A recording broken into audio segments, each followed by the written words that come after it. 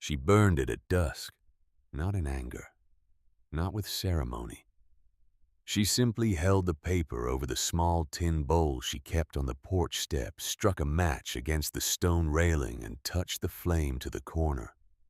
The paper caught slowly the way old things do, reluctant, then all at once. Wren Calloway stood barefoot on the packed earth outside a log cabin in the Wyoming high country and watched the last of it turn to ash. The evening light was the color of weak bourbon. The hills in the distance held their shape against a sky going purple at the edges. She did not look away until the bowl held nothing but gray. Her voice, when she finally spoke, was low and even, the voice of a woman who had learned to say difficult things without decoration. I came to Wyoming with a name that wasn't mine. I left with the one that was. The distance between those two things, that is what I'm going to tell you. 3 months before that evening, Wren Calloway sat in a lawyer's office in Hartford, Connecticut, wearing her good dress and her father's composure, and listened to a man with soft hands explain that she owned nothing. The desk between them was mahogany. The lawyer's name was printed in gold leaf on the door. His voice carried the particular gentleness of a man delivering bad news he would not have to live with. Her father's debts were substantial. The house would be seized within the month. The schoolhouse where she had taught reading and arithmetic to the children of the parish would close by September. There was a small account, enough for perhaps 6 weeks of modest living if she was careful, and then nothing after that. The lawyer slid a document across the desk. She read it. Every line. He watched her with the mild surprise of a man unaccustomed to women who read documents rather than expressions. When she finished, she folded it with the crease exactly along the original fold, placed it back on his side of the desk, and stood. She walked home through streets she had walked since childhood, past the elm that marked the corner of Birch and Fourth, past the dry goods store where her father had run a tab he never mentioned, past the church where she had sat in the front pew for 26 years and learned that suffering properly arranged could be called grace. She did not cry. There was no one to cry to, and the grief felt too old for tears. The kind of grief that has been building slowly beneath the surface of ordinary days. And when it finally arrives, it arrives as exhaustion rather than anguish. She went home. She sat at the kitchen table. She opened the drawer where her father kept his papers. The advertisement had been folded, twice the crease, soft with age. Someone had held it many times. Wyoming Territory seeks educated women of good character. Transportation provided. Position guaranteed. She did not know why her father had kept it. She told herself it did not matter why. She wrote her reply that night by lamplight in the careful hand she had spent years teaching to others. The train took 3 days. The stagecoach took another 2. A man with a flat expression and fewer words than his horse left her at the head of a dirt road and pointed. Wren stood at the edge of what the advertisement had called opportunity and looked at 12 miles of high Wyoming country between herself and a stranger's house. The air smelled of sage and something older underneath it. The mineral smell of earth that has never been asked permission. She had 1 bag. She picked it up and walked. The 2 women she had traveled with from the train station were assigned elsewhere. Agnes, 40 and practical as arithmetic, sent south toward a cattle outfit near the river. Louisa, 22 and still in possession of an uncomplicated heart, dispatched to a homestead. She was already calling charming before she saw it. Wren did not know what had been arranged for her.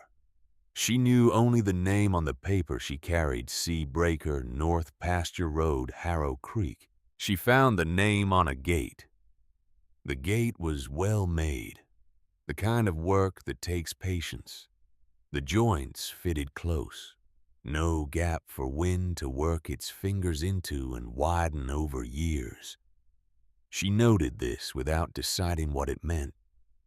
The man was fixing fence. He did not stop when she came through the gate. He was perhaps 10 years her elder, dark-haired broad across the shoulders in the way of men who have done physical labor long enough that it has become structural. He moved with an economy that suggested he had learned not to waste effort, not from laziness, but from a long education in how much a body costs. He glanced at her once, then went back to the post he was setting. Kitchen's inside, wells around back. Room on the left door locks, and I don't have the key. That was all. Wren stood in the yard for a moment. She looked at the cabin's small, well-built chink tight against Wyoming winters. No curtains on the windows, no flowers at the door, no paint, no softening of any kind, but solid. The kind of structure that does not ask to be admired. She went inside. The books were unexpected. They lined a shelf along the far wall, 30, perhaps 40 volumes arranged in no order she could immediately read. History beside a farrier's manual. A surveyor's guide next to something in Latin. She did not touch them. She noted them the way she noted the locked door and the absence of photographs, as information about a man she had not been asked to understand, only to live alongside. She found flour, salt, pork, dried beans. She built a fire in the iron stove and cooked what she could from what was there. They ate at opposite ends of a table meant for more people. The man, Colt Breaker, she had read the name, had not yet heard it said, ate without comment. Finished everything on his plate. Did not look at her more than necessary. She cleared the dishes. She went to her room. She lay in the dark and looked at the ceiling and listened to the particular silence of a place that has never held her voice before. The door had a lock. She had turned the key from the inside before she lay down. She did not know if that was caution or courtesy or some confused mixture of both. She thought about the way he had said it, door locks and I don't have the key, not as reassurance, not as apology, as fact. The way a man states a fact, he considers relevant and leaves the interpretation to the listener. She fell asleep thinking about what it meant that he had made sure she knew. 7 days passed in the grammar of work. Wren learned the rhythms of the place the way you learn a language you were not raised in, by listening more than speaking, by making errors quietly and correcting them before they require comment. She woke before him. She had breakfast on the table when he came in from his first check of the stock. He ate. She ate. They did not discuss the day ahead. He went out.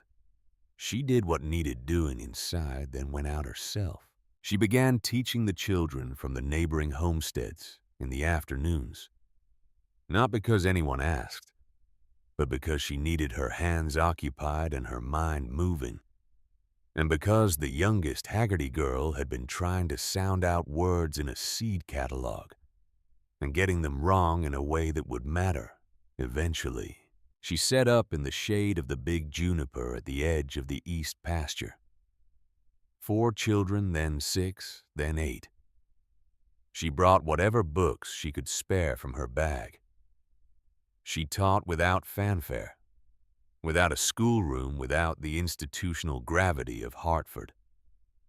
The children came because their parents were curious or indifferent, and stayed because she made letters feel like tools rather than ornaments. Colt saw this on the 3rd afternoon.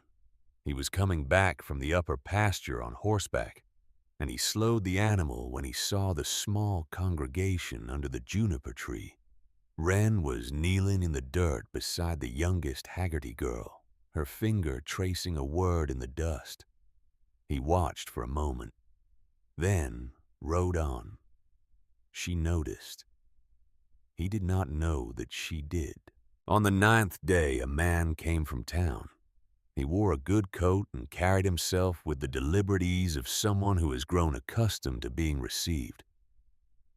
He spoke with Colt in the yard just beyond the range of clear hearing. Wren stood at the kitchen window and watched without pretending she wasn't watching. She could read enough from posture. Colt stood straight through the entire conversation, did not offer his hand, did not invite the man onto the porch, did not shift his weight or look away. The other man did most of the speaking. At one point, he took out a small notebook and wrote something down. When he left, Colt came inside. He did not sit. He poured water from the pitcher and drank it standing at the counter. That was one of Reed's men, he said. The judge, Silas Reed. Yes. She waited. He wanted to know if the arrangement was satisfactory. He set the cup down.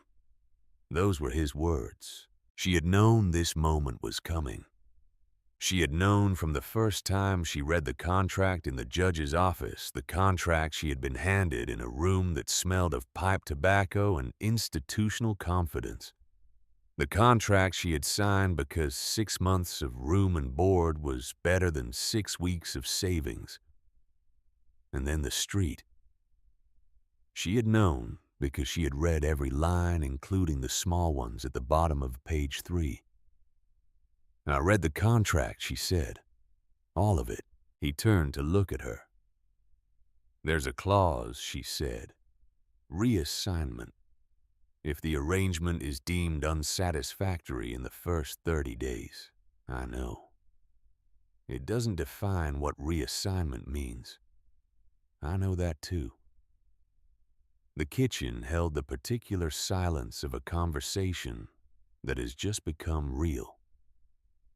Why did you tell his man it was satisfactory? She asked. Colt was quiet for a moment. Then, because the alternative was worse for you, she looked at him. He was not a man given to unnecessary words. This one landed with the weight of something he had considered before saying. She nodded once.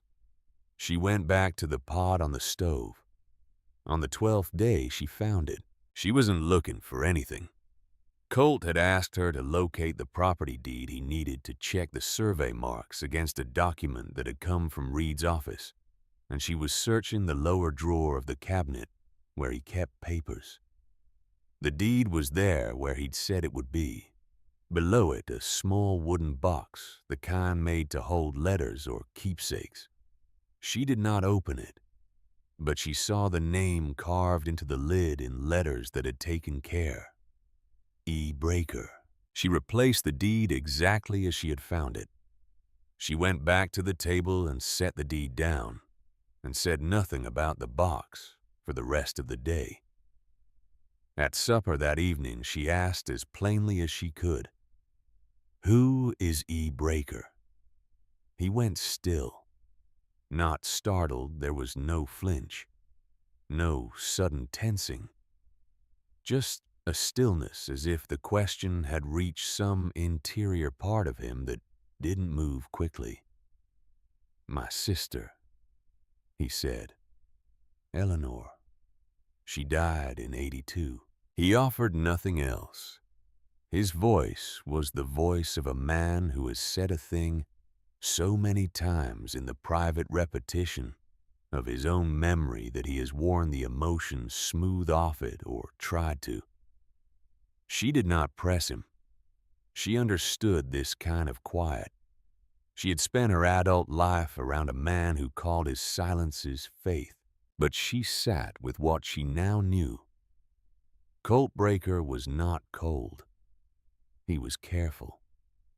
He was a man who had suffered something specific and had decided the only dignified response was containment. That was not the same as hardness. It was not the same as absence. It was, she thought, the loneliest kind of discipline, the kind that asks nothing of anyone else, because it has already decided no one else can help. She thought about the locked door. She thought about it differently now. The boy appeared on a Tuesday. Wren saw him from the porch, thin, clean-looking in the way of town children, rather than ranch children perched on the top rail of the far fence, like a crow considering whether the ground below was worth investigating. When she raised her hand, he disappeared. He was back the next morning, closer. She did not invite him. She sat on the porch steps with a book open in her lap and read with the unhurried focus of someone who had nowhere pressing to be. After 20 minutes, she heard boots on gravel. He stopped at the edge of the yard, 13 perhaps, with the particular eyes of children who have learned to read rooms rather than people, a skill that gets developed under specific conditions. He did not say hello. He said, "Do you teach? I do. Numbers and letters, both. Would you teach me?" She closed the book with her finger holding the page. "Does your father know you're here?" Something shifted in his face, not quite a flinch, not quite resignation. Something practiced. "My father doesn't keep track of where I am when he's occupied." It was not said with bitterness. It was said the way a child states a fact he has long since made peace with, which is its own kind of heartbreak. "What's your name, Tommy Reed?" She had not expected that name. Reed's son coming to sit in her yard and ask to be taught. She kept her face neutral. She moved over on the step. "Sit down, Tommy," she said. "We'll start with what you already know." Colt saw the boy that afternoon when he came in for water. He stood at the kitchen window for a moment. She could feel his attention from across the room, the quality of stillness that meant he was processing something. He would know whose son that was. There was not much that happened in this county that he did not know. He poured his water. He went back out. She taught Tommy Reed for 2 hours that first afternoon and discovered he was hungry in the way that has nothing to do with food absorbing everything she offered with the focused attention of someone who has been waiting a long time for someone to hand him exactly this. He was quick. He was precise. He corrected his own errors before she could. When he left, she watched him walk back down the road toward town. She thought about what kind of man raises a boy like that, intelligent, careful, already expert at making himself small, and then forgets to look at him. She thought she was beginning to understand Silas Reed in a way that was more useful than contempt. The judge came on the 28th day, 2 days before the end of the first month. Wren was inside when she heard one horse moving at the measured pace of a man who is not in a hurry because he does not need to be. She stayed at the kitchen table. She listened. Silas Reed's voice was the voice of a man who had spent decades in rooms where other people stood when he entered. Smooth, unhurried, accustomed to the weight of its own authority. She caught fragments through the window she had left cracked for the afternoon heat. Fine piece of country, this. Then something she could not hear. Then long as you're satisfied with the arrangement. Then Colt's voice, too low to parse. Then Reed again, something about the north pasture. Something about spring survey. Something about what a man in his position could do to simplify certain things if there was cooperation. She heard the word cooperation clearly. When Reed left and Colt came inside, she put a cup of coffee on the table before he said anything. She sat down across from him and waited. He looked at the cup for a moment. Then he said, "He wants the north pasture." I thought so. He has a way of getting what he wants. Through the courts, mostly. He has enough influence in this county that the difference between legal and his preference is mostly procedural. She wrapped her hands around her own cup. What does that have to do with me? He looked at her directly in a way he had not yet done with any consistency. His eyes were dark and unhurried, and they held more in them than his voice usually let out. Wyoming law, the new statutes, the ones that came in when they were drafting for statehood. A wife has independent legal standing. She can sign property documents as a co-holder. She can also contest them, which means a wife can also block a transaction a husband might otherwise be pressured into. Yes, and a husband with no wife signs a loan. And Reed has enough reach that a man signing a loan in this county signs what Reed wants him to sign eventually, one way or another. The kitchen was quiet. Outside, one of the horses moved in the near pasture. "So I am a legal instrument," she said. He held her gaze. Or a shield. It depends how you look at it. Those are different things. Yes. Which one did you intend when you agreed to the arrangement? He was silent for a long moment. The kind of silence that is not evasion, but genuine consideration. A man deciding whether to say the true thing or the comfortable thing and arriving at the true thing slowly. Because it costs more. "I intended to keep my land," he said. "I did not intend to deceive you about why." She looked at him for a long time. She was trying to locate dishonesty and finding something else instead. A man who had made a calculation and was for the first time uncomfortable with it, now that it was spoken aloud to the person who bore its weight. She stood. She went to the window and looked at the road Reed's horse had just left. "If I sign a marriage document," she said slowly, "I sign as myself, not as your legal strategy. If you need me to sign anything, you ask me. If I agree with the reason I sign. If I don't, I don't. That is the condition." She turned back to him. "Take it or don't." He was quiet for a moment that stretched long enough to be uncomfortable. Then he said, "All right." She nodded. She went back to the stove. She did not let him see that her hands were unsteady as she picked up the ladle, not from fear, from the particular feeling of a woman who has just negotiated her own terms in a room where no one expected her to have any, which is to say, a feeling somewhere between exhilaration and exhaustion arriving at the same moment. The night was clear and reckless with stars. Wren had come out for air after supper, intending to stay a few minutes, and finding herself still sitting on the porch step an hour later. The high country dark was different from Connecticut. Dark, wider, less domestic.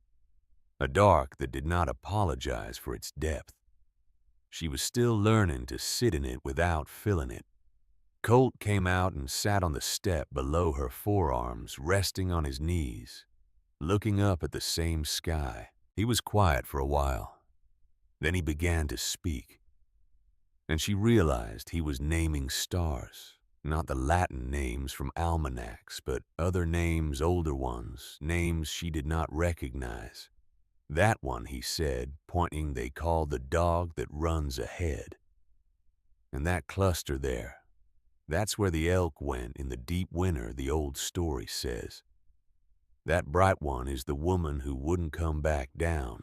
His voice was different when he talked about this. Slower, less guarded, as if these were words he had spoken before to someone else in another part of his life, and they still carried the ease of that other time. She did not ask where he had learned it. She listened the way she listened to the children, when they read aloud, not for errors, for the shape of what they understood. They sat like that for a long while, the names of stars moving through the dark between them. Before she went in, she stopped with her hand on the door. "Colt," she said. She did not turn around. "If we sign a marriage document when we do, I will not sign as your legal advantage. I will sign as Wren Calloway, who became Wren Breaker, because she chose to, and for reasons that are her own." She heard him shift on the step behind her. "And if that's a different thing than what you were counting on," he asked. "Then it's a different thing," she said. "And you should decide now whether that matters." She went inside before he answered. She lay in the dark with the locked door between them, and the sound of Wyoming settling into night outside the window. The distant movement of cattle, the thin, cold wind off the high ground, the occasional call of something she still did not have a name for. And she thought about a man who named stars in a language he'd been given by someone she knew nothing about. A man who had built a gate with joints so close the wind couldn't find them. A man who had told her on the first day that a door was locked, not as a warning, but as a fact he thought she deserved to have. She did not know what she was building here. She knew only that she was no longer pretending she wasn't building something. And that, she thought, was a beginning.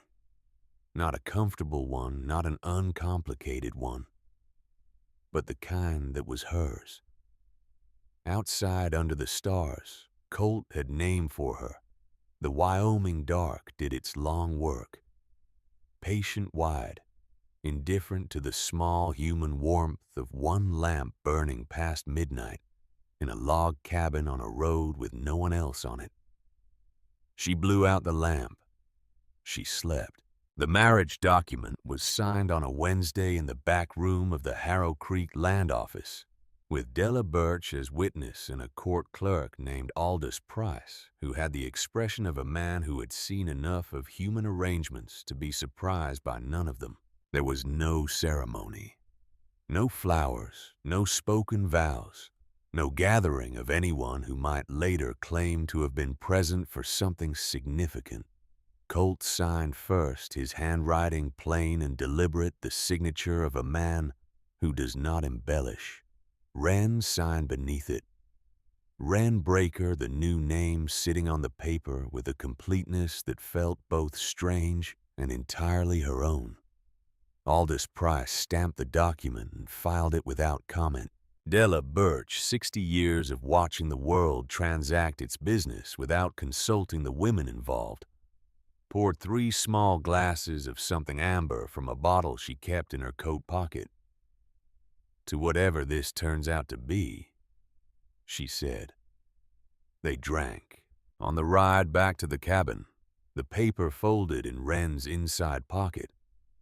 She did not speak, and Colt did not speak, and the silence between them was not uncomfortable. It was simply the silence of 2 people who have just done something irreversible and are allowing themselves a moment to understand it before they are required to live inside it. She had folded the paper exactly along its original crease. She could feel it against her ribs as the horse moved beneath her. Wren Breaker. She turned the name in her mind the way you turn a stone to see what is underneath it. Not familiar yet. Not foreign either. Something in between, a thing that would either become her own over time or remain borrowed indefinitely. She intended it to become her own. She had learned early that intention was what separated the things you built from the things that happened to you. Della Birch's way station sat at the junction of two roads that had no official names on any county map, which suited Della fine. She had built it herself, the original structure. A single room expanded twice over 20 years, until it was a low, sprawling building that smelled of wood smoke dry goods and the accumulated residue of thousands of conversations that had taken place at its counter. She stocked flour, coffee, salt, lamp oil, ammunition, and information, and she was equally unsentimental about the pricing of all of them. Wren began coming weekly on Thursdays for supplies. The first 2 visits were transactional.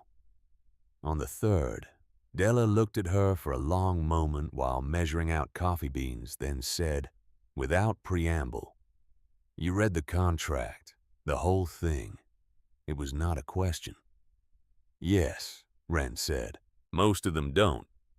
They see the part about transportation and guaranteed position, and they stop reading because they want to stop reading." Della poured the beans into a sack and rolled the top closed. The ones who read the whole thing are different. Different how harder to manage.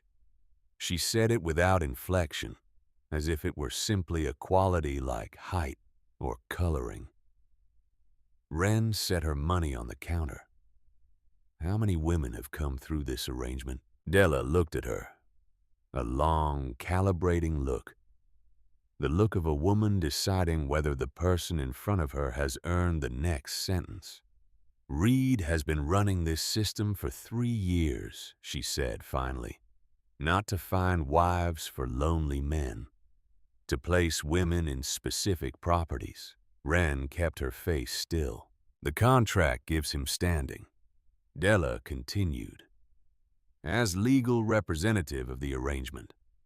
If a husband finds himself unable to execute his legal obligations, and Reed has ways of creating that inability, Reed steps in. As representative, which means as signatory. He's done this before, twice. One man was charged with a property dispute that turned out to be fabricated, spent 6 months fighting it in the Cheyenne courts while Reed, as his legal representative, managed his affairs back here. By the time the charges were dropped, the North pasture had been sold. Legitimately. On paper. And the second man, Della, was quiet for a moment. She set her hands flat on the counter. The second one had a wife. A real one, not from the arrangement. She got sick. He spent one bad winter without any support from the county debts piling up, no labor cattle dying from exposure. Reed offered to help. Small loans, small favors, the kind that compound. She looked at the window. By spring, the man had signed over the east section and convinced himself he'd chosen to. Wren thought about Colt's books, about the property deed she had handled, and the box beneath it. "Why are you telling me this?" she asked. Della picked up a cloth and wiped the counter with the focused attention of someone who does not want to look at the thing they are saying. 3 years ago, there was a woman in this arrangement who I didn't tell. Younger than you. Softer." She folded the cloth and set it down. "She lost her husband's land to Reed within a year. Didn't understand how it had happened. Didn't have the language for it." She looked up. "I had the language. I kept it to myself because I didn't think she could use it. I was wrong. I've been wrong about that every day since. Wren stood with that for a moment. Then she reached into her bag and took out a small notebook. "Tell me everything else you know," she said. The days found their shape. Colt was not a man who warmed quickly, but he was a man who was consistent. And Wren had lived long enough to know that consistency was the rarer quality. He was there when he said he would be there. He did what he said he would do. When something went wrong, a fence line cut by something or someone, a water barrel staved in overnight, he addressed it without drama and without blame. She learned to read the land through him, though he would not have called it teaching. He corrected errors. He pointed out things she had missed. He said things like, "Feel how the wind shifted. That's the storm coming around the south ridge, not the north means it'll break by morning," and then walked away, leaving her to decide whether she'd file that under useful or under strange. She filed all of it under useful. One afternoon she was stringing wire along the east fence. Her third attempt, the previous two having produced results that would have contained nothing more determined than a calm sheep. When he came by, and without comment repositioned her hands on the tool. "Don't pull straight. Angle into the post. The wire will seat itself." She angled. The wire seated. She did not thank him because he had already moved on, but she repeated the motion twice more to be sure she had it. And from that afternoon the fencing went faster.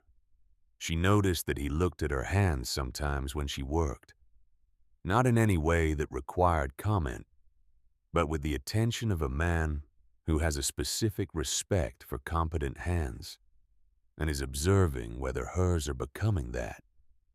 She could not have said when she began to want them to be. Tommy Reed came every afternoon that the weather allowed. He was learning to read above his age and doing arithmetic that most adults in the county could not have managed. And he was doing both with the suppressed intensity of a child who has been made to feel that wanting things is dangerous, and is found in this hour by the juniper tree, something that cannot be taken away while he is still in possession of it. One afternoon he arrived later than usual. His lower lip was swollen in the way that happens when a person has been struck or has fallen, and the particular angle of his shoulders told Wren which of those it had been. She did not ask. She set the book down on the step. "Today we learn geography," she said. "Tell me about a place you'd like to go." He sat. He thought about it with a seriousness that was not performed. "Anywhere that isn't Harrow Creek," he said. "Good. That's a beginning." They spent the afternoon talking about rivers, about the Missouri and where it went, and what was on either side of it, and what a person might find if they followed it long enough in either direction. Tommy asked questions that assumed a world larger than the one he had been permitted to inhabit, and she answered all of them as fully as she could. And at some point she looked at him and thought, this is what hunger actually looks like, when it isn't about food. Before he left, he asked her something that he had clearly been holding for a while. "Are you actually married to Breaker or just on paper?" She looked at him for a moment. He held her gaze direct, curious, not impudent. The question of a boy who has been raised to read documents. That, she said, is a more intelligent question than your age requires. He almost smiled. "My father taught me to read contracts before books. He said contracts matter more." "Your father isn't wrong, but books teach you why a contract can be wrong." He considered this with the gravity it deserved. Then he walked back down the road toward town, and she watched him go. and she thought about what Della had told her about Silas Reed, and thought that a man who taught his son to read power before he taught him to read anything else was a man who had long since confused the two. Reed came back on a Thursday 3 weeks after the marriage was registered. Wren was at the way station when it happened, and she heard about it from Colt that evening, told plainly without editorial, the way he told everything. Reed had arrived while she was gone. He had spoken with Colt in the yard for perhaps 20 minutes. He had been, as always, perfectly courteous. He had brought a bottle of good rye whiskey, which Colt had not accepted. He had asked in the careful language of a man who never asks directly whether Colt might be willing to reconsider the North Pasture Survey, given that the county was in the process of formalizing its boundaries and certain adjustments might be mutually beneficial. Colt had said he was not interested in adjustments. Reed had smiled the smile of a man who is not discouraged because he has other tools. He had commented pleasantly that he had heard Wren was proving herself useful in the arrangement, that it was gratifying to see the system working as intended. "What did you say to that?" Wren asked. Colt looked at the table for a moment. "I said she was my wife, not the arrangement." Something moved through her at that, not sentiment exactly, not yet. Something more like the quiet arrival of a fact she had not expected to be true. She did not say anything. She passed the biscuits. 10 days after that, Della came to the cabin. She did not send word ahead.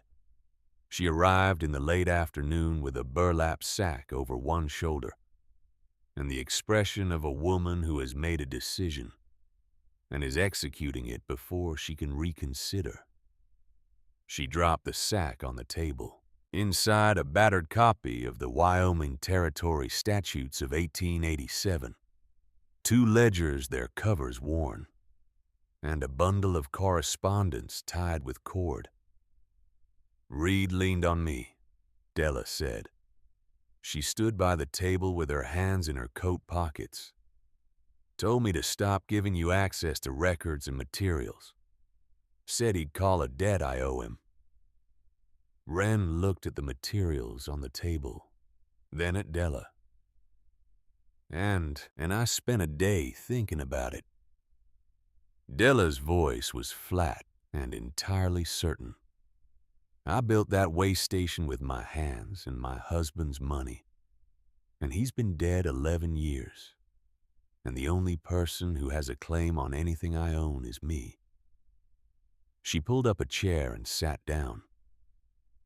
"He can call the debt. He'll get a bill of sale for a rocking chair and a spare axle. That's what I have in his name. You told him that I will once I've had supper." Wren sat down across from her. She put her hand on the ledgers. "What's in these 3 years of Reed's land transactions? Every one of them that touched my counter, my records, or the men who told me things while I was selling them coffee." Della folded her hands on the table. "I kept them because I am a woman who has watched men build systems for taking things that belong to other people, and I have learned that documentation is the only language they can't argue with." Wren opened the first ledger. She read. Colt was in the doorway by the time she was on the 3rd page. He had come in from the evening check without her hearing him. He stood with his hat in his hand looking at the table. "Della," he said. Acknowledgement. Something else underneath it. The particular note of a man who has not had many allies in a long time and is recognizing one. "Don't thank me," Della said. "I'm not doing it for gratitude. I'm doing it because I should have done it 2 years ago." She reached into the interior of her coat and drew out a folded letter separate from the bundle. She set it on the table in front of Wren and placed her hand flat on top of it. "There's one more thing," Della said.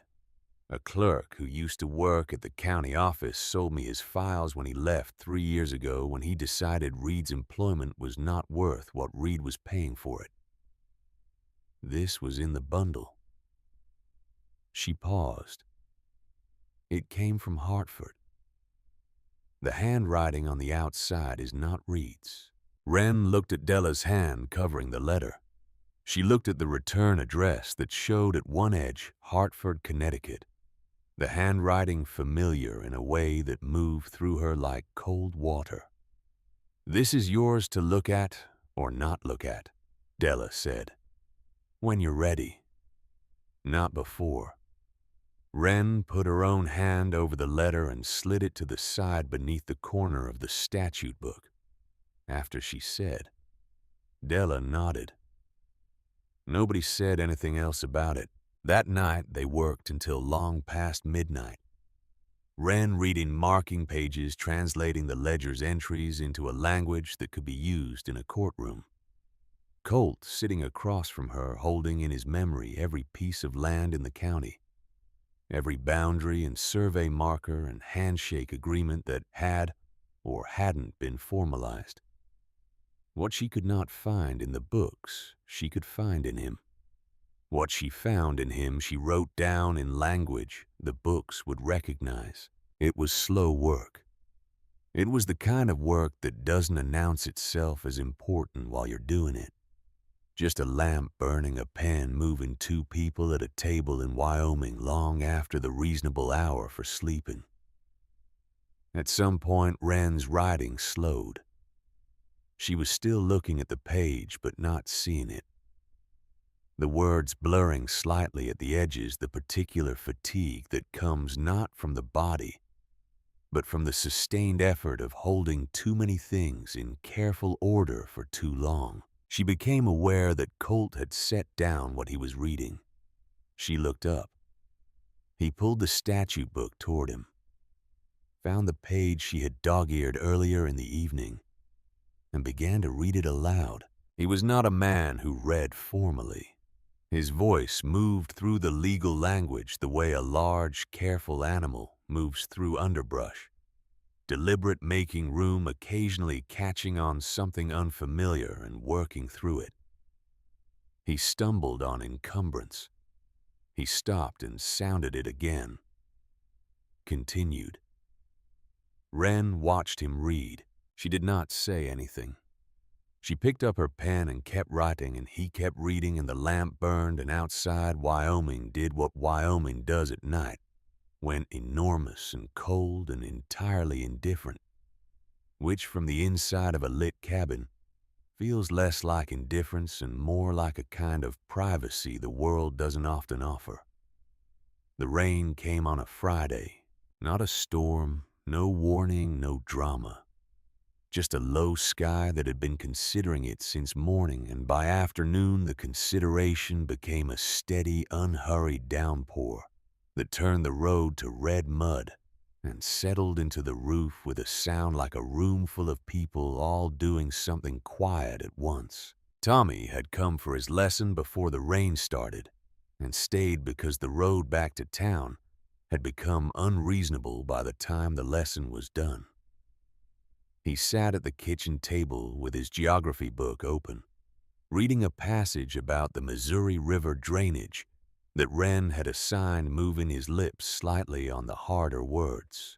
Colt was at the other end of the table with a length of bridle leather and a needle. The bridle had been giving him trouble for 2 weeks, a section of stitching that kept working loose, and he had finally decided to redo it properly, rather than keep mending the mend. Wren sat between them with Della's statute book, a notepad, and a cup of coffee that had gone cold.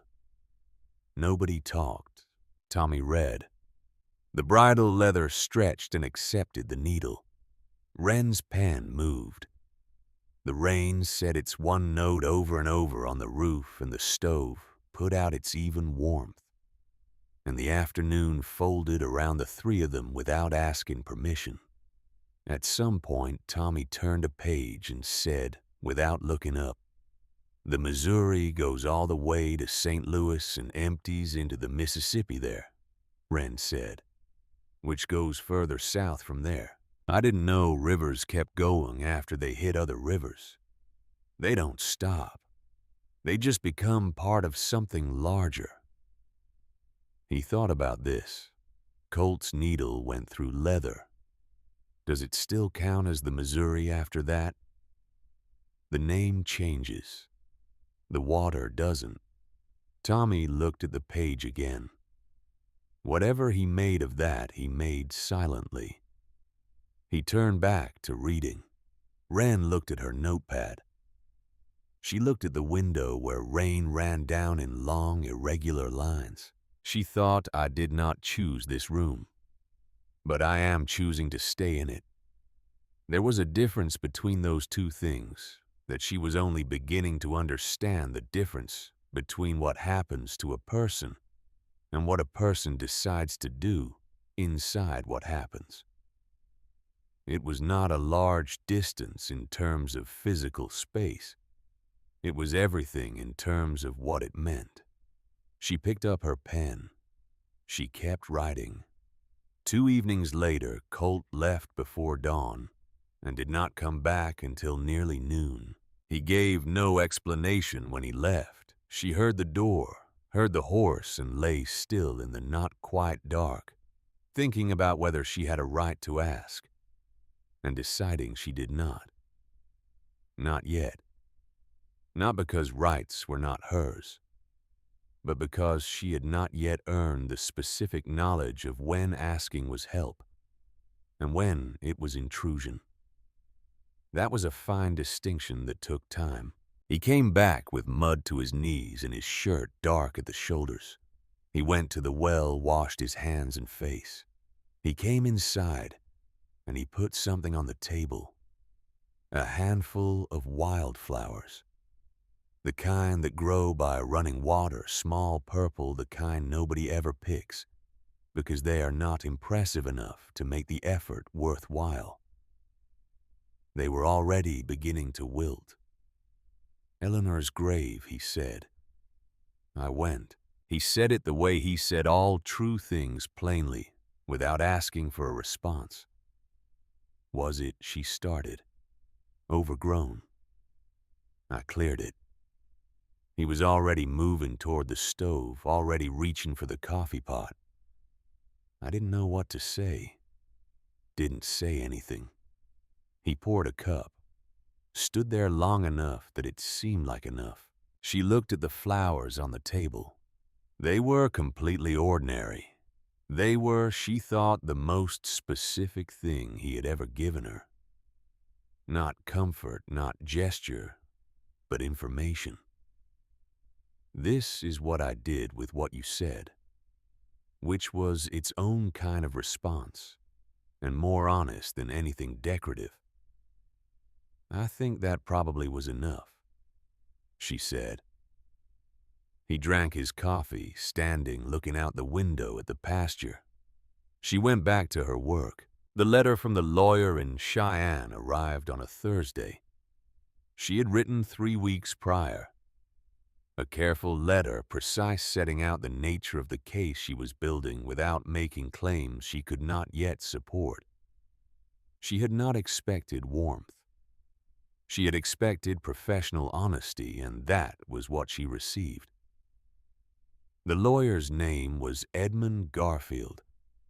His letter was 2 pages and completely direct. The evidence, as described, is sufficient to initiate a formal inquiry, he wrote. It is not sufficient to guarantee a favorable outcome, and I would counsel you to understand this distinction clearly before proceeding. Silas Reed is a circuit judge with long-standing relationships in the county and substantial influence in the territorial court. Initiating action against a sitting judge on the basis of property fraud is not a case that resolves quickly or without personal cost to the petitioner. You may win the opening argument and lose the sustained one.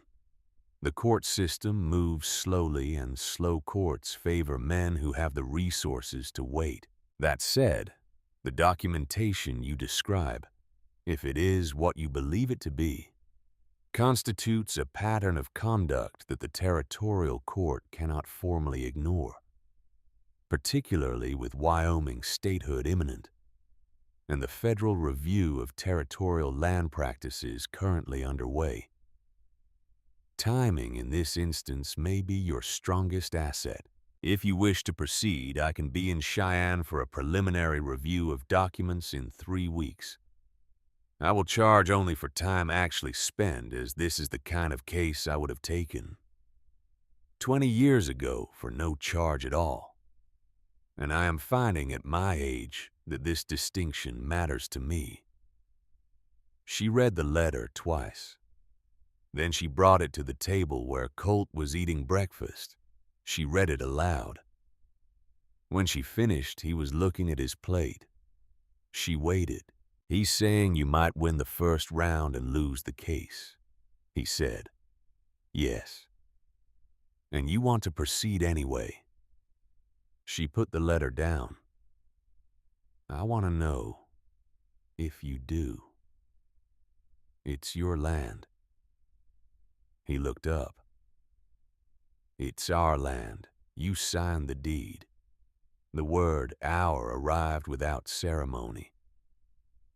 He had simply used it and moved on as if it were already established fact, rather than a thing being proposed. She absorbed it the way you absorb something that has been true for a while, and you are only now catching up to. If Eleanor had someone who could read law when Reed came for her land, she said she would not have lost it. He looked at her for a long moment. Something moved through his face. Not grief exactly, not anymore. Something older and stiller, like a wound that is closed but changed the landscape around it. "I know," he said quietly. "Then that's my answer." She picked up the letter and folded it. "And mine doesn't change based on the odds." He was quiet for a moment. Then, right back to Garfield. "Tell him 3 weeks." Tommy came the next day at the regular time, and he was not alone in the fact of what he carried. He sat down for his lesson and went through the arithmetic she set out for him with the focused speed of a boy whose mind moves faster than the problems require. And at the end, when she was correcting the last page, he said, without particular preamble, "My father knows about the Cheyenne lawyer." She looked up. He had a man at the postal office tell him about letters going out. Tommy kept his eyes on the table. "He's planning to file a motion with the county court to review the terms of your marriage contract.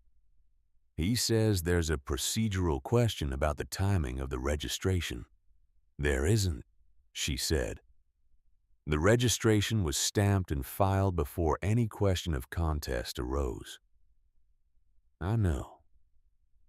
I looked at the statute you marked in the book." He glanced at her sideways. "You left it on the table last week." She felt something that was not quite pride, and not quite surprise, more like recognition. Of course he looked. Of course he understood what he was looking at. Tommy. She put the papers down. "How did you come to know this?" He was quiet for a moment. "I heard him talking to his clerk. In the office. I wasn't." He stopped. Reconsidered. "I was in the hallway. I could hear." "And you came here?" "Yes." She looked at him. 13 years old, son of the man she was building a case against, sitting at her table having done something that would cost him something. When his father found out, which his father would. She did not thank him. She understood by now that he had not come for thanks, and that gratitude would make it feel transactional. and that what he had done was not transactional. He had simply acted according to what he had begun to understand about what was right. "Stay for supper," she said. He looked up, surprised. "You've been reading for 2 hours. You should eat before you walk back." She set a third plate on the table without further discussion.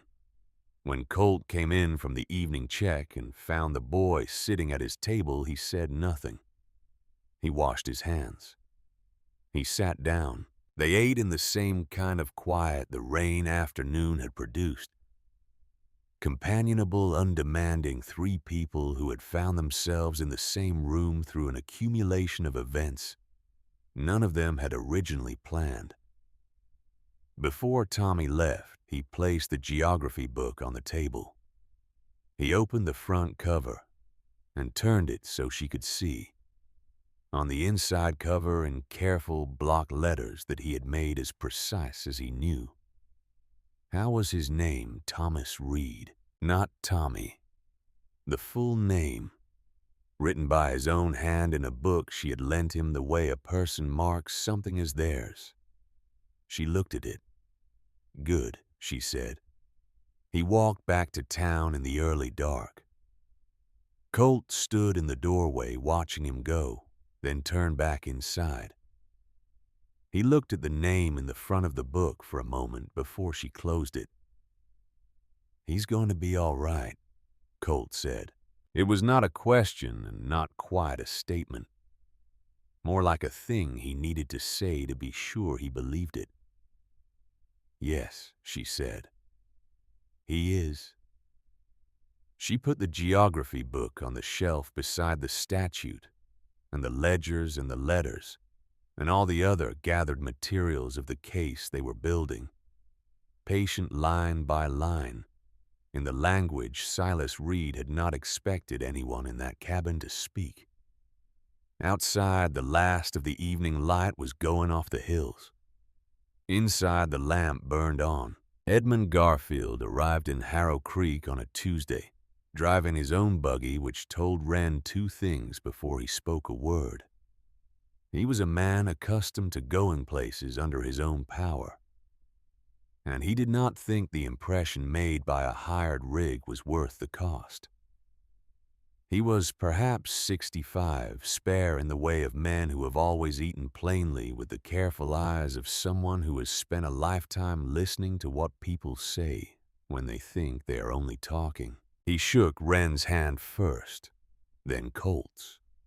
He sat at the table and he opened his case, and he read every document she had assembled without comment for nearly 2 hours, pausing occasionally to make a mark in his own notebook, asking 3 questions the entire time, all of them precise, all of them about dates. When he finished, he closed his notebook. "This is sufficient," he said. "I want to be clear about what sufficient means. It means a formal inquiry can be compelled. It means a judge in Cheyenne who does not owe Silas Reed a favor will have to look at these records. It does not mean Reed loses his position. It does not mean every transaction gets reversed. Some of this happened legally, even if the conditions that produced it were not." "I understand," Wren said. "What it does mean," Garfield continued, "is that a pattern becomes visible. When a pattern becomes visible in a formal court record, it tends to make future repetitions substantially more difficult." He looked at her over his glasses. "You are not going to undo the past, Mrs. Breaker. You may be able to prevent the future." "That's what I came for," she said. He looked at her for a moment with the expression of a man revising an estimate upward. "The filing will happen in Cheyenne. You'll need to be present. Reed will know within a day he has people in the territorial court." "I know. It will not be comfortable after that. It hasn't been comfortable before that." She folded her hands on the table. "Mr. Garfield, How many women have been in this arrangement in 3 years? He glanced at the ledgers. Based on what's here, 11, possibly more. And how many of those properties are still in the hands they started in? A pause. 4. She nodded. Then, let's go to Cheyenne. They left on Thursday before light. The documents rode with her in a leather case Della had lent for the purpose originals, not copies. Colt had asked once if she should leave copies at the cabin. She had said no. Original signatures, she told him, were the only kind that counted.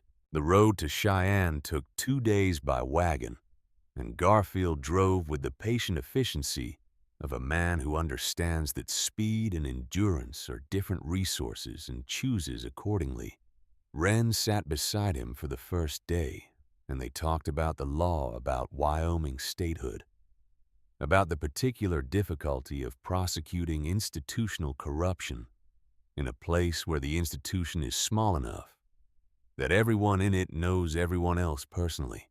Garfield had been practicing for 40 years. He had, he said, taken the case because the documentation was clean, and because he was old enough that his reputation could afford the risk of losing, and because there was a satisfaction in certain kinds of work that money did not entirely account for. "You prepared this yourself," he said at one point, not admiringly, simply noting a fact. "I had access to good source material," she said. "You had access to a statute book and some ledgers. Most people with the same materials would have produced something unusable." She thought about Connecticut, about a man in a mahogany office who had slid a document across a desk and watched with mild surprise when she read it, about a schoolroom where she had spent years teaching children that letters were tools, about the specific education of being a woman who has had to be twice as precise as the room requires in order to be taken at her own valuation. "I was well practiced," she said, and left it at that. Colt rode alongside for the first 4 hours, then turned back. The cattle needed tending, and the work of the land did not pause for legal proceedings. Before he turned his horse, he came alongside the wagon and looked at her for a moment. "Come back," he said. Just that. Not a request exactly. Not a command. The simple statement of what he wanted, spoken plainly in the way of a man who has finally stopped believing that plainness is a vulnerability. She held his gaze. "I'll be back by Sunday." He turned the horse. She watched him go until the road bent and he disappeared into the morning light. And then she turned back to face forward, and the wagon moved on. The territorial courthouse in Cheyenne was a building that took itself seriously. Stone facade, heavy doors. The particular institutional smell of government paper and old wood, and the accumulated weight of decisions made in rooms like this over decades. Wren walked in with Garfield beside her and the documents under her arm, and she felt the building register her, the way buildings like this register women as a slight anomaly, a thing present but not entirely expected.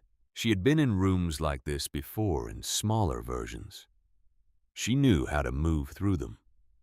You did not walk as if you were apologizing for your presence. You did not walk as if you were demanding to be recognized. You walked as if you had business here, which was the simple truth, and you let the business speak. The clerk at the filing window was young, methodical, and professionally incurious. He took the documents, he stamped them, he looked at the date. He wrote something in his ledger. "Filed," he said. 7:43 in the morning. Garfield signed the receiving copy. Wren signed beneath him. She looked at her signature on the page. Wren Breaker. The name had acquired in the weeks since she had first put it on paper, a familiarity that was beginning to feel like ownership. Not the ownership of something taken from someone else, the ownership of something made. They were in the building for 40 minutes. Garfield took her to a restaurant afterward. Plain food, good coffee, and they sat across from each other, and he told her what would happen next in sequence and what each step required of her. And she listened and asked 3 questions, and took notes on 2 of them. At one point he paused and looked at her with the appraising patience of a man who has worked with many people over many years and has developed a reasonable sense of who will hold up under sustained pressure. "You're not what I expected," he said. "Based on the circumstances." "What did you expect? Someone harder, or someone more frightened?" "You're neither." She wrapped her hands around the coffee cup. "I've been both. They weren't useful, so I put them down." He smiled briefly with the restraint of a man for whom smiling has always been a considered act. "Don't put them down entirely. Fear has its uses. So does hardness." "I know," she said. "I just stopped letting them drive." Reed knew by Friday morning. Wren was not there to see his face when he found out. She was still on the road back from Cheyenne, the wagon moving through the high country light of early autumn, when the information was traveling in the opposite direction, through the county's informal systems of men who owed each other things. She found out what she needed to know when she arrived home Sunday evening, and Colt told her without preamble that a man had come to the property on Saturday. Not Reed himself. One of the men who ran errands for him, a broad, deliberate man named Holcomb, who had the look of someone paid specifically for his willingness to be present in situations that had not yet become violent, but were being positioned that way. "He came while you were gone," Colt said. "What did he want?" "The original ledger. Della's ledger." Colt's voice was even. He said there had been a filing error, that certain records needed to be reviewed before they were submitted formally. "What did you say?" "I said the records weren't here." He paused. "Which is true. You had them. And then I told him he was on my land without an invitation, and that he should leave." She looked at him. That was all. That was all that was needed. She tried to read his face for what he was not saying. He let her. "He was larger than me," Colt said, "and he wanted me to know it. Men like that rely on the other person doing the calculation and deciding it doesn't add up in their favor." He looked at the window.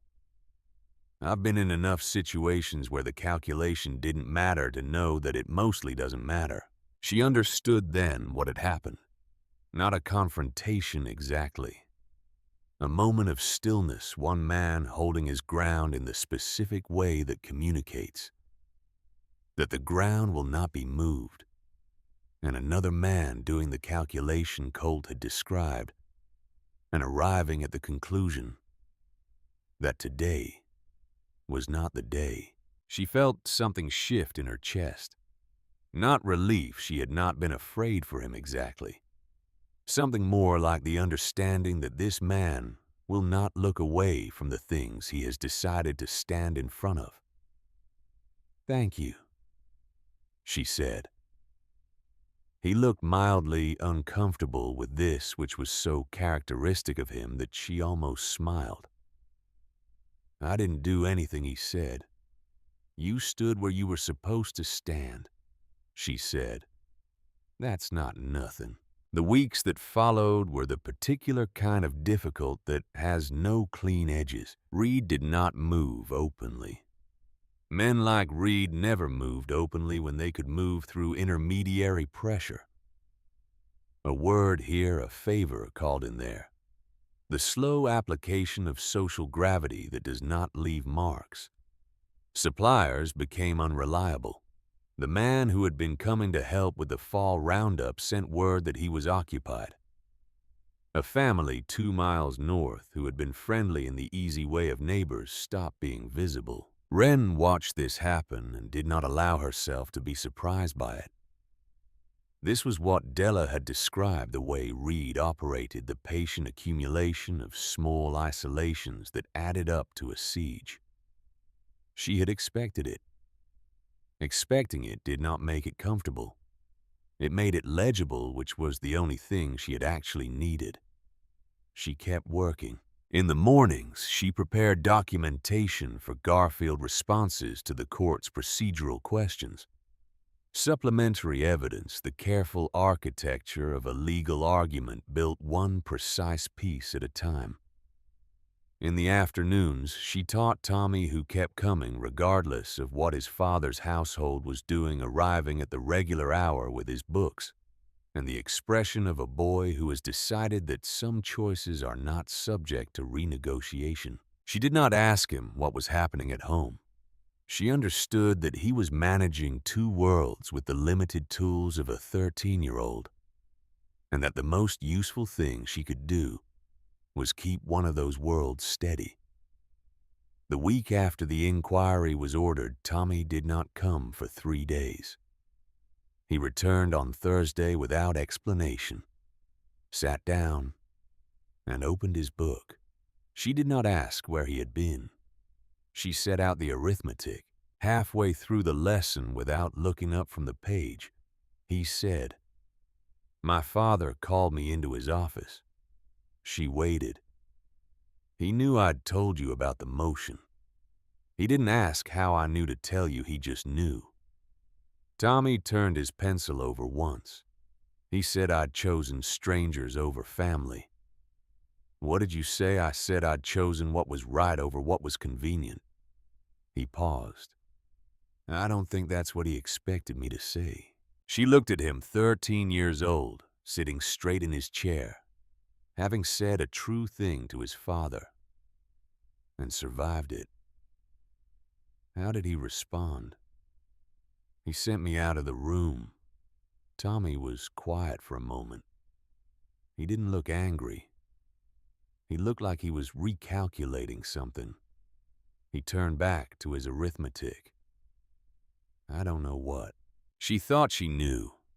A man who has built his life on the assumption that other people don't read carefully, don't look closely, don't push back. And his own son has just done all 3. She said nothing else about it. Neither did Tommy. They finished the lesson and she set out the next page, and he worked through it with the focused attention of a boy who has done something difficult and is now quietly on the other side of it. One afternoon, after the 3 days of absence, he worked through a page of arithmetic so quickly that she had nothing prepared for the next step, and they sat for a moment with nothing on the table between them. He said, without looking up, "My father isn't gonna win this, is he?" Not a question. A calculation being read aloud. She was careful with her answer. "I don't know how it ends," she said. "I know that what we filed is real and that real things have to be answered. He's angry." "I expect so." "He's not angry at you." Tommy was quiet for a moment. "He's angry that someone read the contracts." He turned the pencil over in his fingers. He always said that most people don't read past the part they want to see. He was right about that, Wren said. Most people don't. You did. Yes. He set the pencil down. "I'm going to," he said. "From now on, read the whole thing." She looked at him. "That's a good decision." He picked the pencil back up and went back to the arithmetic. The conversation was over. He had said what he needed to say and filed it and moved on with the practical economy of someone who is learning, maybe for the first time, that language can be a tool rather than a weapon. The hearing in Cheyenne happened on a Tuesday, 6 weeks after the filing. Garfield had told her not to expect drama, and there was none. The territorial judge was a man named Hardcastle Dry, unhurried with the manner of someone who has read so many documents in his life that the particular weight of these ones did not from the outside appear different from any others. Reed was present. He sat across the room with two men Wren did not recognize, and he looked at her once when she came in, a long, calibrating look. The look of a man revising his assessment of a situation he thought he had controlled. He did not look away first. Neither did she. Garfield presented the documentation in the order they had prepared.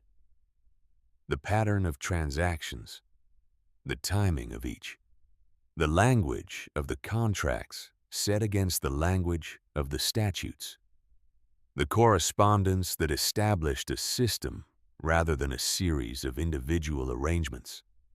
Reed's counsel argued procedural objections, filing dates, jurisdiction, the limits of what constituted sufficient evidence for a formal inquiry as opposed to a formal charge.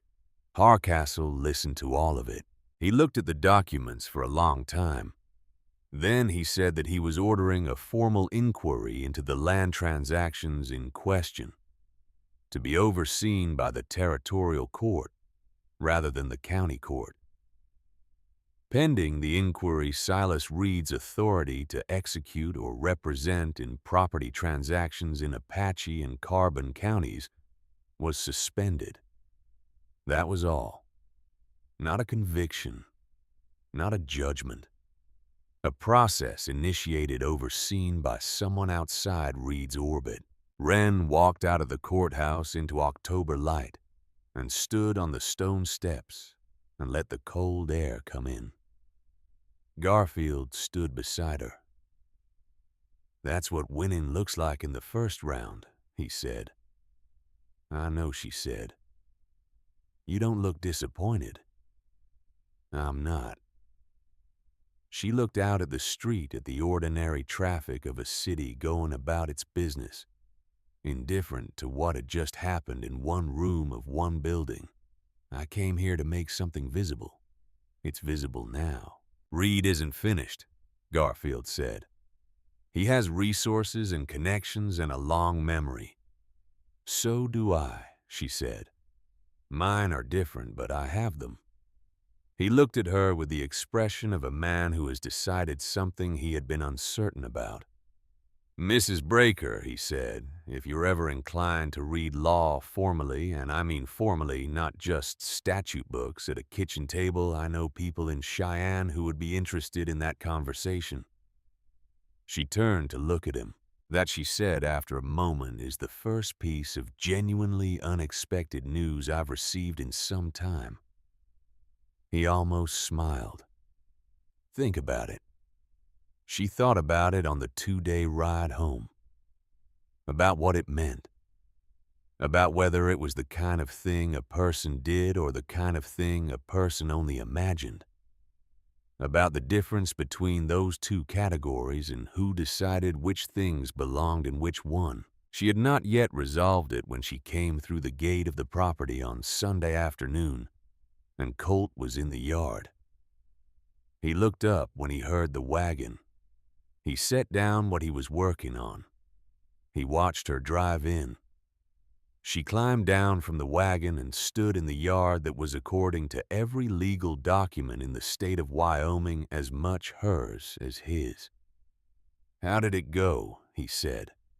"We got the inquiry ordered. Reed's authority is suspended pending review." He was quiet for a moment, processing, not with skepticism, with the care of a man who wants to understand what he is hearing correctly. "Is that enough?" She looked at the cabin. At the fence line, the well, the hills beyond going gold in the late light. For now, she said, it's enough for now. She found the letter that evening. She had known it was there. Had placed it herself under the corner of the statute book weeks ago. She had moved around it and past it and beside it every day since. And every day she had decided not today. Today she sat down at the table alone. Colt was in the barn, the evening stretching quiet around the house, and she moved the statute book and she picked it up. Her father's handwriting on the outside. Hartford, Connecticut return address. Dated 1885. She opened it. It was not what she had imagined, which was a letter from Reed to her father. It was a letter from her father to Reed the other direction. She had understood this when Della described it, but understanding it in the abstract and reading the words in his handwriting were different things in the way that knowing a river is cold and stepping into it are different things. He wrote in the formal, careful prose of a man who considers every word a reflection of his character. He wrote that he had given the matter significant, prayerful consideration. He wrote that he was prepared to serve as a point of referral for suitable candidates, women of his acquaintance or congregation, who might benefit from the opportunities available in the Wyoming territory. He wrote that the arrangement Silas Reed had described seemed to him a legitimate path for women who found themselves without other resources. He wrote that he would appreciate the consideration of a modest referral arrangement. Below this, in Reed's hand, agreed.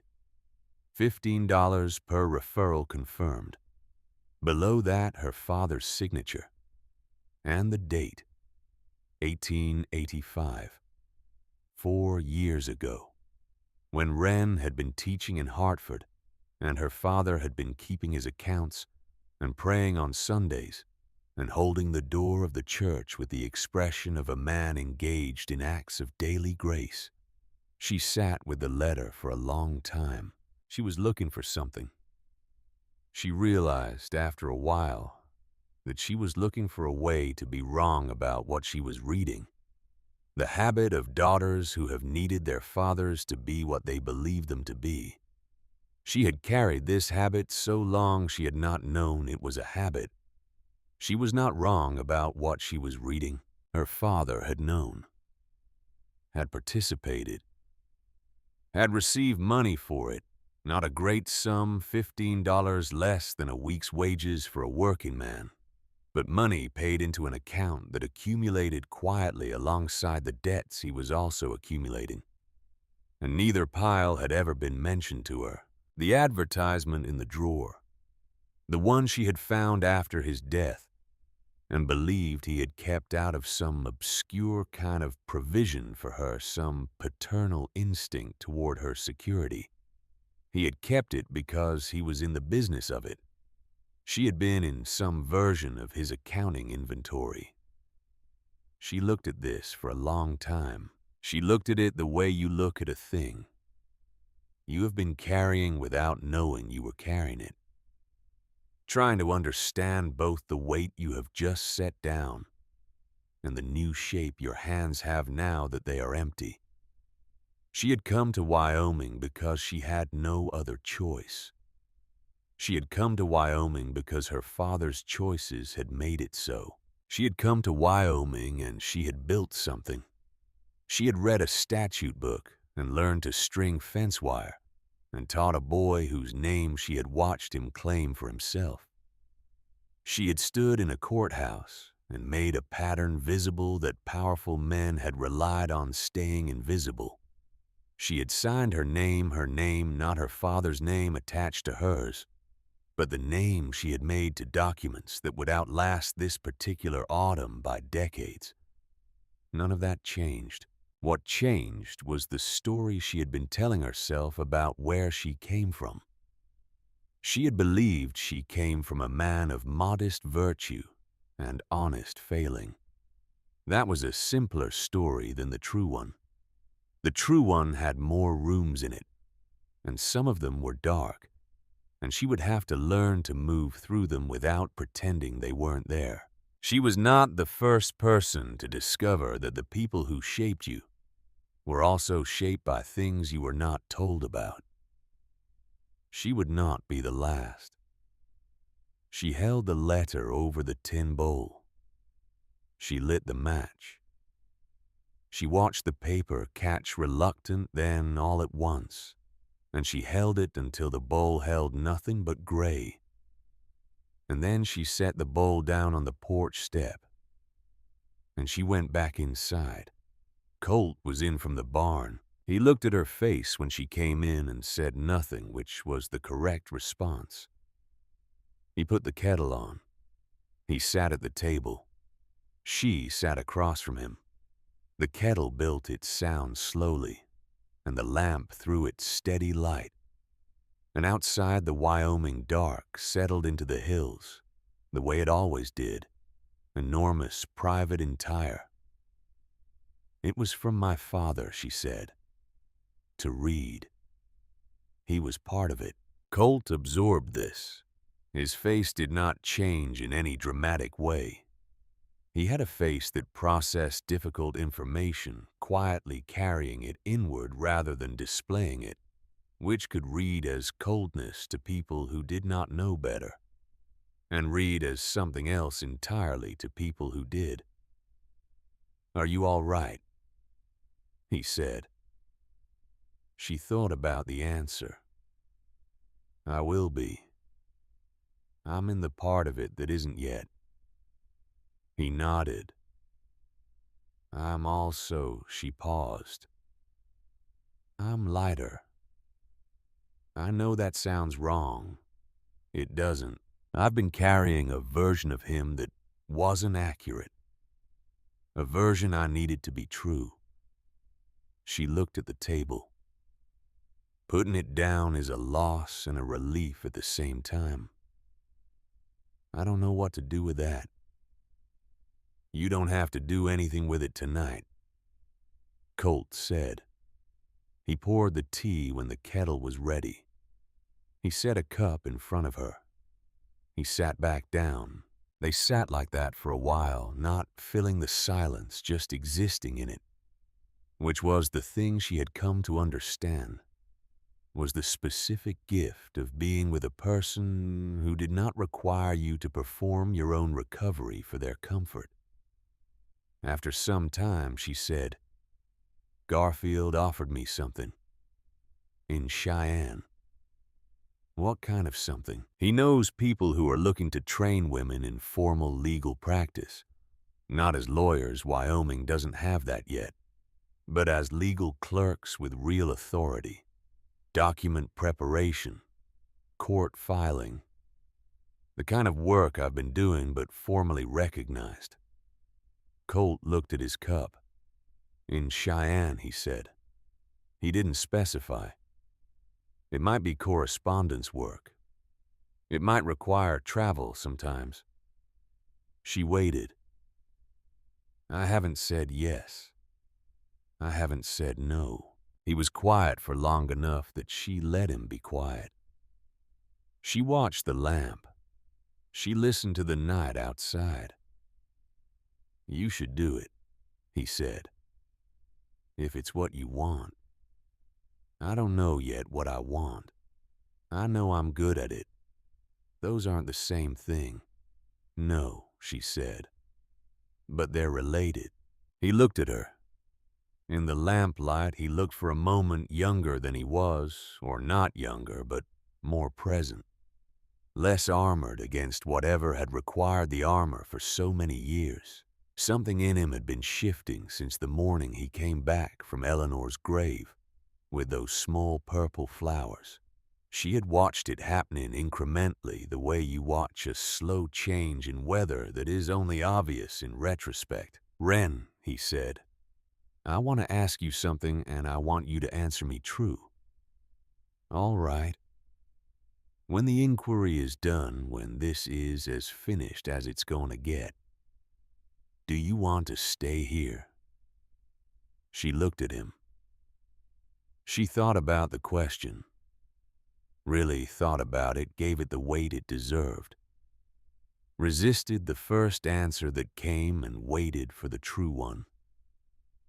You're asking the wrong question, she said. He waited. Staying to make someone happy. That's one thing. Staying because it's mine, that's another. She put her hands flat on the table. This land is mine. On paper and in fact, which is the same thing now. These fields and this fence line and that well, and the juniper tree where I teach Tommy Reed his geography. She paused. Della owes me a book on commercial law. I have a case ongoing that will require my attention for another year at least. And your horse, my horse, Colt said, has started eating carrots from my hand, which took 4 months, and I'm not abandoning that progress. His mouth moved. It was not quite a smile, Colt. Breaker's smiles were not quite smiles always held slightly in reserve, as if he was not entirely certain smiling was something he had earned. But it was the closest he came, and she had learned to read it. I'm not staying for you, she said. I'm staying because this is where my name is. Does that answer your question? He looked at her for a long moment. Then, yes. Does it answer it the way you wanted? Better, he said. She carved the notch on a Saturday, not into a post, not into a wall, into the frame of the gate at the entrance to the property the gate Colt had built with joints so close the wind couldn't find them.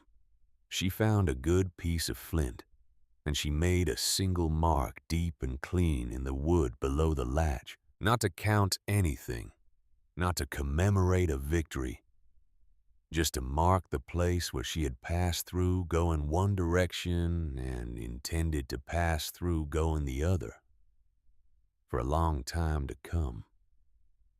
Colt watched her do it from the porch. He did not ask what it meant. He understood the language she was speaking, the language of a person claiming a thing, by leaving a mark on it which is as old as any language spoken anywhere. Tommy Reed came that afternoon and they sat under the juniper tree, and she taught him about the Missouri River drainage and the way water moves when it has found its course and will not be redirected without enormous cost. Like people, he said. Sometimes, she said, when they've found the right direction. He looked at her. Have you? She thought about the courthouse in Cheyenne, the tin bowl with the ash in it, the statute book on the shelf, the gate with the new mark in the wood, the horse that had finally begun to take carrot from her hand. Yes, she said. I think so. He nodded, satisfied, and went back to the river and its tributaries, which were many, and which each had their own names. That evening, Wren and Colt sat on the porch as the last of the light left the hills. She had a letter to write to Garfield. She had decided in the way that real decisions arrive, not with drama, but with the quiet settling of something that has been in motion for a while. She would write to say yes, she was interested in the work she would need, to understand the specifics. She had obligations here that were not negotiable. She would see what could be arranged. Tomorrow she would plant the last of the fall garden. It was late in the season for it.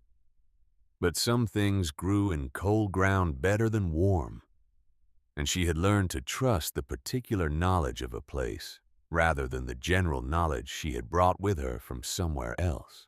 The stars came out one at a time, the way they always did up here, tentative at first, then committed, then in their full, overwhelming number, the kind of sky that makes the concerns of a single human life seem briefly small, and then on reflection more significant because this vast, indifferent beauty is the context in which a single human life unfolds, which means every one of them is happening against this backdrop, which means every one of them carries more weight than it might otherwise appear. Colt began to name them. The dog that runs ahead, the woman who wouldn't come back down, the elk in the deep winter. She listened. After a while, she began to repeat them back to him. Not to prove she had been listening, to fix them in herself the way you fix a new language, by speaking it aloud and hearing your own voice give it shape. He corrected her once gently on a cluster near the horizon. She repeated it correctly. He said nothing, but she felt him shift slightly on the step beside her, settle in the way a person settles when they have arrived somewhere they intended to be. Somewhere in the county, Silas Reed was sitting with whatever a man sits with, when the ground he thought he owned has begun to move beneath him. Somewhere in town, Tommy Reed was probably reading by lamplight, or trying to sleep, or lying awake thinking about rivers and the places they go when you follow them long enough. Somewhere in her past, a man she had called her father was the sum of everything he had been. Not all of it good, not all of it known to her until now, but all of it hers to understand or not understand, to carry or to set down as she decided. She had burned what she needed to burn. She had planted what she intended to grow. She had signed her name to enough things now that the name felt inhabited, not borrowed, not inherited, not assigned by a contract or a courtroom, or a man who thought she was an instrument. Signed by her own hand on her own terms in a state that had decided before almost anywhere else that a woman's name on a document carried exactly the same weight as anyone else's. Wyoming had not done that for her benefit. Wyoming had done it for its own complicated reasons, and she had used it, which was different and which was enough. The stars continued their long work. She was not going back to Connecticut. She was not going back to the woman who had walked home through Hartford streets with her father's debt and her own good sense and not much else.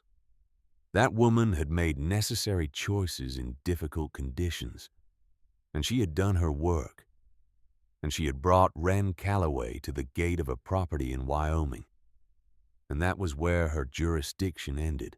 The woman on this porch, in this dark under these named and nameable stars, was someone else. Someone made from the same material, but by different hands.